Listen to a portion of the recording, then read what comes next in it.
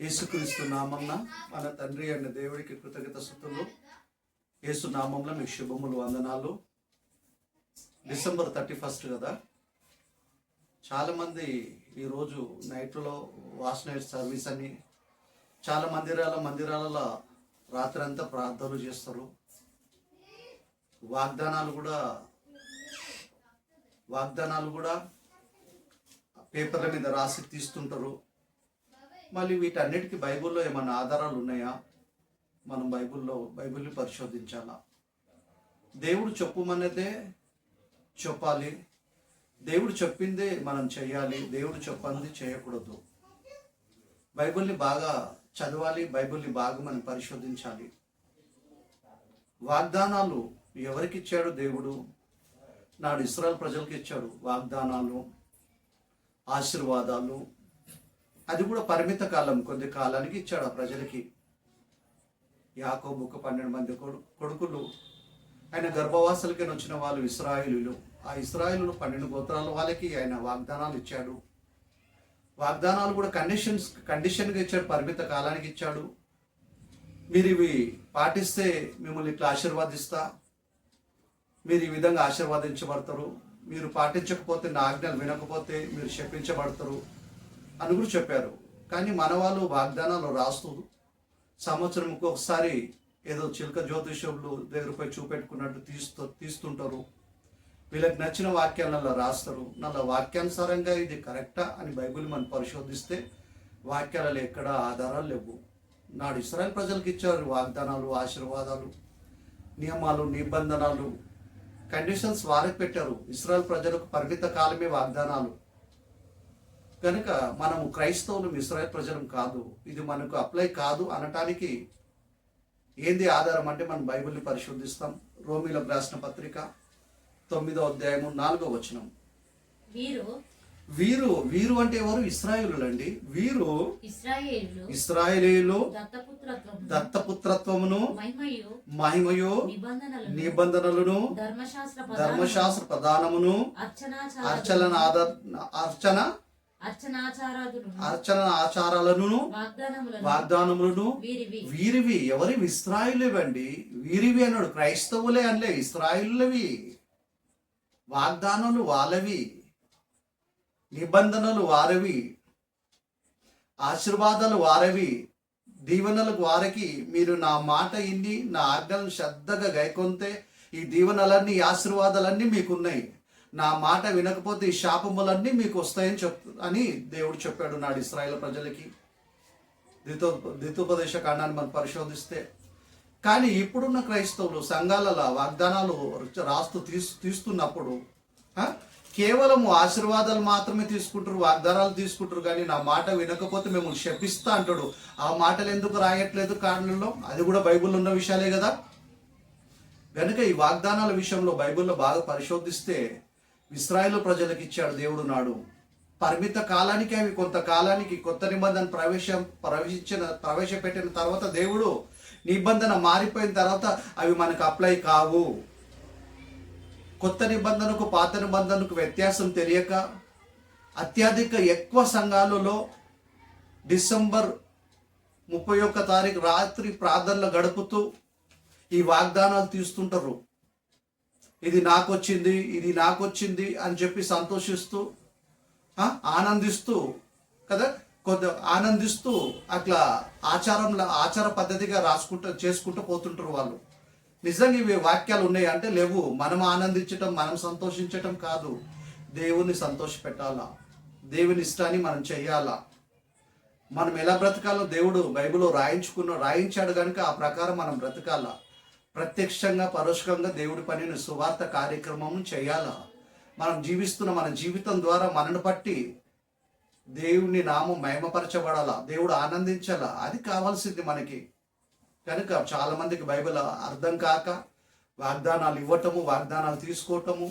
December 31 తారీఖు రాత్రి అంతా ప్రార్థనలో మేలుకు ప్రార్థన చేస్తే మంచిది. గతం ఇంతకాలం మనం కాపాడాడు. ఆయనకు కృతజ్ఞత కలిగి ఆయన సన్నిధిలో మనము సమయం గడిపితే మంచిది. డిసెంబర్ 31 తారీఖే కాదు మనం ఆ సంవత్సరం అంతా కాపాడేది కాదు. ప్రతి క్షణం కాపాడుతున్నాడు, ప్రతి నిమిషం కాపాడుతున్నాడు, ప్రతి గంట కాపాడుతున్నాడు. ఆయన కాపాడనేది ఎప్పుడు మననే కాదు, ప్రపంచంలో మానవులందరినీ కాపాడుతున్నాడు. 84 లక్షల జీవరాశులను కాపాడుతుండు, పోషిస్తుండు. ఆయన ఏ రోజు మనిషిని కాపాడందైనా, ఏ రోజు మనిషిని చూడందైనా. కనుక 31 తారీఖు డిసెంబర్లో రాత్రంతా ప్రార్థన అని పెట్టుకొని ప్రార్థన చేస్తే మంచిదని, సన్నిధులు ఉంటే మంచిదే. ఈ వాగ్దానాలు అన్న పద్ధతి బైబిల్లో లేకపోయినా పెట్టారు. అందుకే మార్క్స్ వార్తలో కదా ఏమని ఉంటుంది, 7వ అధ్యాయంలో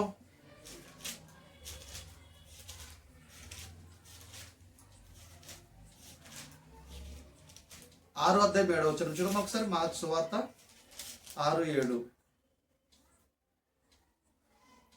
ఆయన 12 6:7 మార్కు 7:7 చూడమ్మా.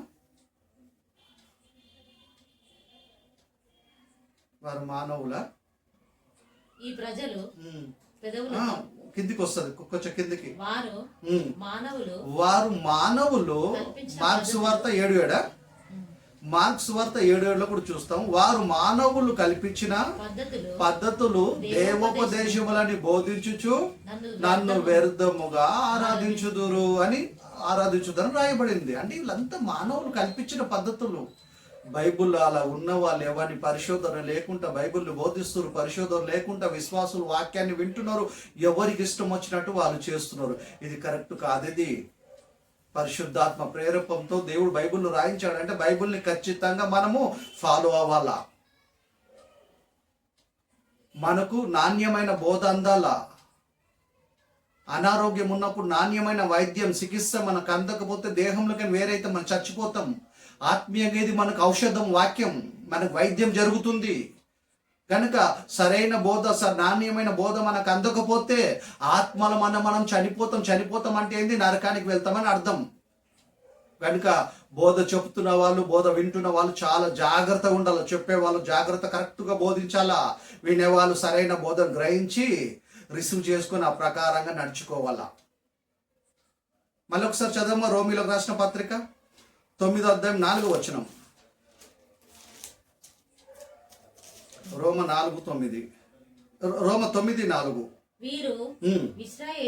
వీరు ఇశ్రాయేలీయులు దత్తపుత్రత్వమును వాళ్ళనే దత్తపుత్రులుగా స్వీకరించాడు. దత్తపుత్రత్వమును, మహిమయు, నిబంధనలను, ధర్మశాస్త్ర ప్రధానములను, అర్చనార్చన నాదములను, వాగ్దానములను వీరివి. ఎవరు? ఇశ్రాయేలీవి. వాళ్ళకు నిబంధనలు పెట్టాడు. ఈ మాంసం తినొద్దు, ఆ మాంసం తినొద్దు, విశ్రాంతి దినమును నడవాల్సిన దూరం కంటే ఎక్కువ నడవకూడదు, విశ్రాంతి దినమును అతిక్రమించకూడదు, విశ్రాంతి దినమున ఇంట్లో వంట కూడా చేయకూడదు, మన పశువులు ఉంటే అవి కూడా మేతం వేయకూడదు. ఎన్నో కండిషన్స్ పెట్టాడు, నిబంధనలు, వాగ్దానములు.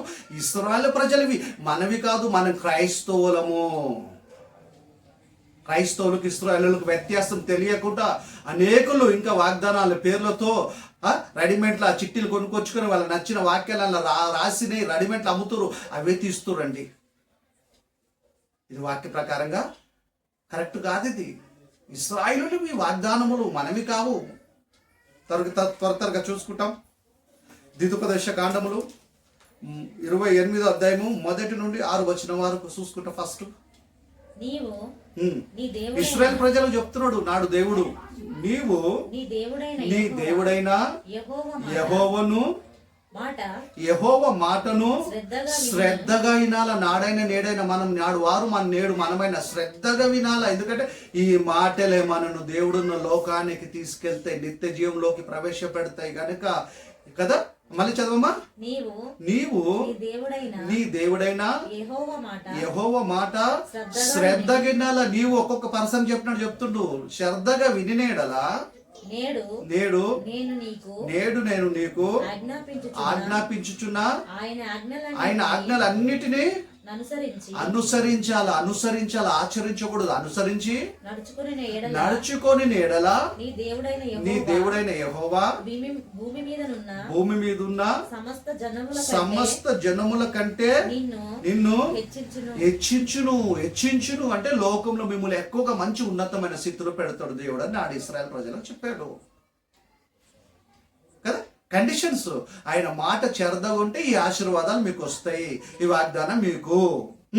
నీవు నీ దేవుడైన యెహోవా మాట వినినేడలా ఈ దీవెనలన్నీ నీ మీదికి వచ్చును. ఈ దీవెనలన్నీ నీ మీదికి వచ్చును. నీ దేవుడైన యెహోవా మాటను శ్రద్ధగా వినిన ఎడల, ఆయన ఆజ్ఞలను అనుసరించిన ఎడల, గైకొని ఎడల ఈ దీవెనలన్నీ నీ మీదికి వచ్చును. ఇవన్నీ నీకు ప్రాప్తించును. నీవు పట్టణంలో దీవింపబడదువు, పొలములో దీవింపబడదువు. నీ గర్భఫలము నీ భూఫలము నీ పశువుల మందయు నీ దుక్తిటి ఎద్దులను నీ గొర్రె మేకలను మందలను దీవింపబడు. ఇవన్నీ దీవెనలండి. దేవుడు వాగ్దానం చేస్తాడు, నా మాట మీరు శ్రద్ధగా వింటే నాడు ఇశ్రాయేలు ప్రజలకి ఈ దీవెనలన్నీ మీకు వస్తాయి, ఈ ఆశీర్వాదాలన్నీ మీకు వస్తాయి, ఈ బ్లెస్సింగ్స్ అన్నీ మీకు వస్తాయి. నా మాటలు మీరు శ్రద్ధగా వింటే. నాడు ఇశ్రాయేలుకు చెప్పిన మాటలు ఇవి నేడు క్రైస్తవులకి అప్లై కావు, వర్తించవు. బాగా ఆలోచించాలి మనం. సమయం కాలం తెలియాలి మనకి, సమయం కాలం మనకు తెలియాలి మనకి. అందులో చూడము ద్వితీయోపదేశకాండం 28వ అధ్యాయం 15 వచనం. ఒకవేళ ఆయన మాటలు వినకపోతే, ఆయన ఆజ్ఞలు గైకొనకపోతే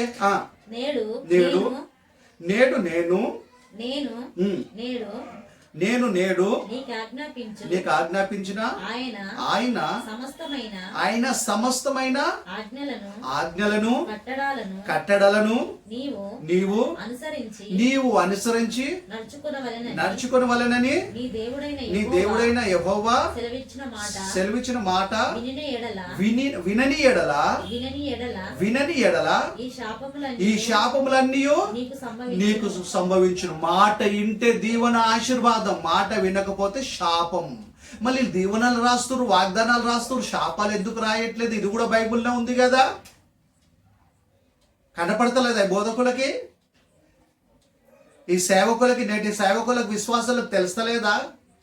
ఎన్నో పరిశోధిస్తున్న వీళ్ళు బైబిల్ మీద ఎందుకు వీళ్ళకి పరిశోధన లేదు? దేవుడి మీద ఎందుకు చెరద లేదు? ఆయన మాటల మీద చెరద ఎందుకు లేదు వీళ్ళకి?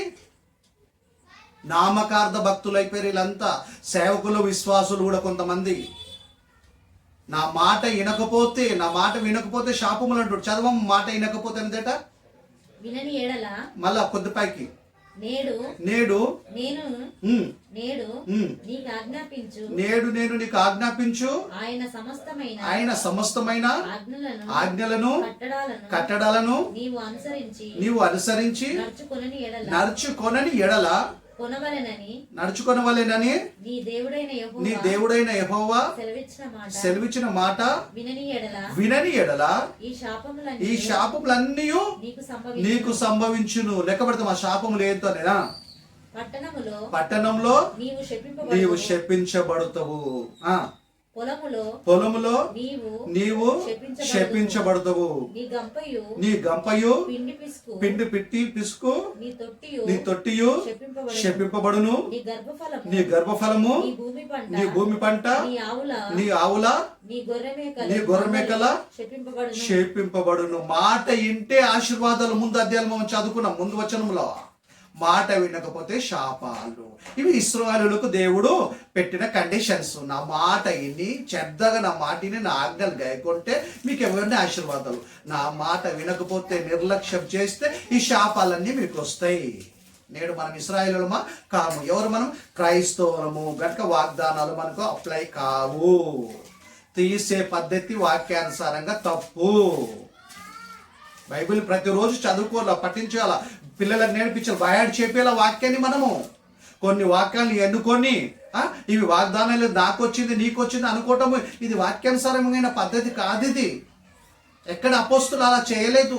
ఎక్కడ మొదటి శతాబ్దం క్రైస్తవులు ఎప్పుడు అలా చేయలేదు. ఎక్కడ బైబిల్లో చెప్పనివి, బైబిల్లో దేవుడు రాయించినవి చేస్తున్నారంటే దాని అర్థం ఏం తెలుసా?